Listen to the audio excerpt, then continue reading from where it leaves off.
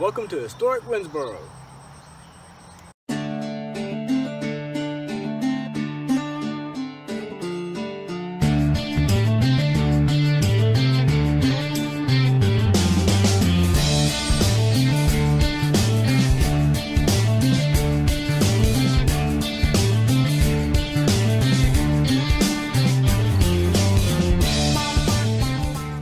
The town of Winnsboro, founded in 1785, is located in the upstate of South Carolina and is home to over 50 historic places. During the Southern campaign of the American Revolution, Winnsboro served as British General Lord Charles Cornwallis's headquarters.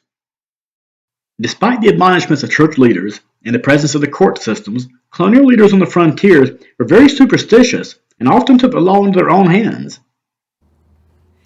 Mary Engelman was a local lady who was suspected of being a witch by her neighbors, and even one of her sons accused her of, yes, she was a witch. She turned me into a horse and rode me to coven meetings. So the locals all banded together and set up a mock trial or a trial of her, extra legal trial, in a barn. And another man was also charged with being a witch. They were taken out and their feet were put to a fire. After her acquittal in 1780, Mary Engelman successfully sued her accusers. In addition to its colonial past, Winnsboro is also known for its 19th century clock tower, soaring 6 stories above the town. The clock tower was a frame structure that was put up adjacent to and just north of the present tower. And in 1785, it was the state of South Carolina incorporated it to be developed. The bell and the clock's inner workings were built in Alsace, France, and shipped to Charleston, South Carolina by clipper. The clock mechanism was brought into Charleston, and our town intendant or mayor was William McCrite at the time. He hired a freed African American who lived in the town and had a drayman service to take wagons down to Charleston and pick the parts up. And while he was there in Charleston, he learned how to reassemble the clock. So he brought the parts back, and the clock mechanism was put up in the tower. It was hand wound really up until the 1970s, when Mr. Wilkes was in charge at the very end to go up daily or every other day and wind it. In 1970, they electrified it, mainly just by putting a little electric motor out to the side, and the basic 1830s mechanism is still there. It is.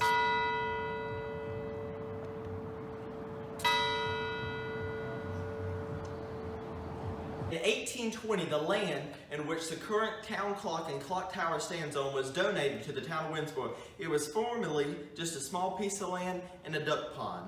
The building was then constructed and finished in 1834. The building could only be 30 foot wide so that carriages could run on both sides of the road. Today it makes up 2 stories. The story downstairs, which is the first floor, makes up the voting precinct, and upstairs is the home to the Fairfield County Chamber of Commerce.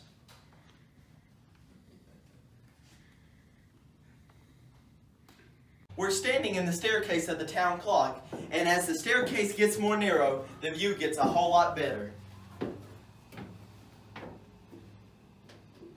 Almost to the top, but here we're standing where all of the mechanisms that run both the clock and that strike the bell are housed. The town clock has been running continuously for almost 190 years, making it the oldest continuously running town clock in America. Here you see the gears that run the striker that strike the town clock to give it its ringing tone. The town clock was converted to electricity in 1970, and here to my right you see one of the boxes that turn the clock every minute of every day. At the top, take a look at the bell and the striker. There's a beautiful view of the town of Winnsboro.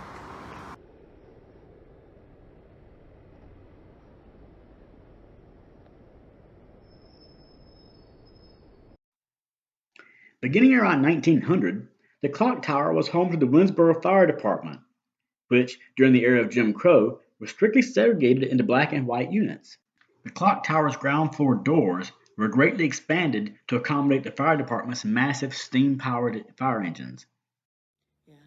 At some point, there was a terrible fire in town, and with buildings so close together, many of them being frame buildings, a fire was pretty dastardly, and folks all joined in to put the fires out. Some young men had gone into the tower to ring the bell to alert the citizens, and rang it so vigorously that it was said to have been cracked at that point. At a later date, the bell was taken down and sent out of state to be repaired. And it was said that the same bell did not come back because it did not have the same silvery tone that it supposedly left having. And we'll never know the truth of that.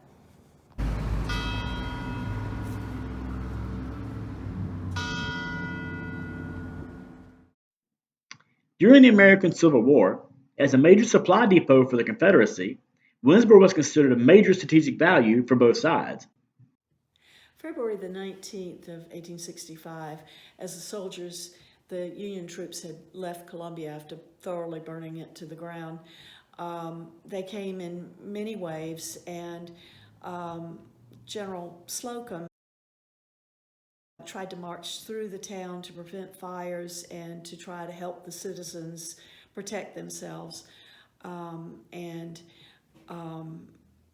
they went through the town, and by the 20th, as they were leaving from the north side of town, it was found out that there were two drunken soldiers who'd gotten into the town clock and were planning to do some burning or something harmful. But General Slocum, or one of his officers, discovered and routed them out, prevented the damage.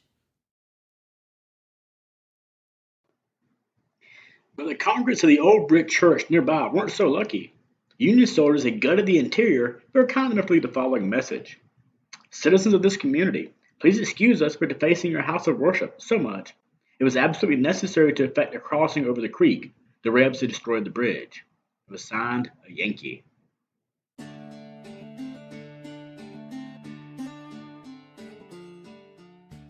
The Great Charleston earthquake caused a lot of structures to need to be stabilized in the case of additional earthquakes.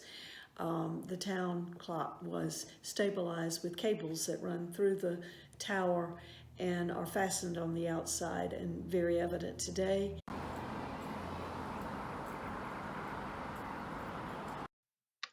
After 184 years of accurate timekeeping, the historic Winnsboro clock is still the centerpiece of this small southern town.